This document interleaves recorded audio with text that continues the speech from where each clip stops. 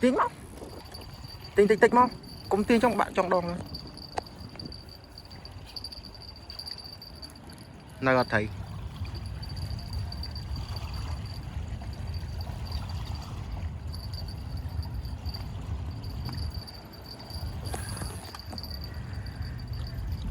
Trời ơi, con.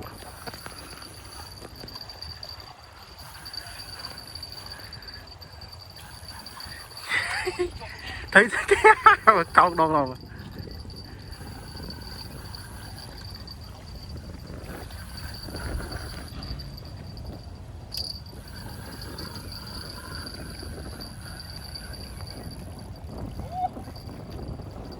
Thấy à, Thanh thấy à. Trời ơi, không à. Mùi phải buồn khăm chất cả là lâu đây mùi. Xong chỗ vô đấy cho tới cái ta đòi cho tới cái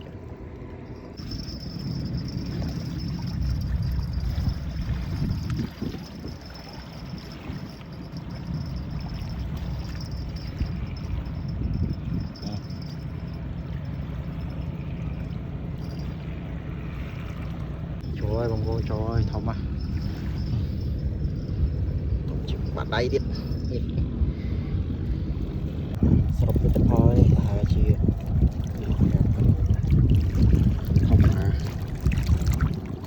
bay buồn này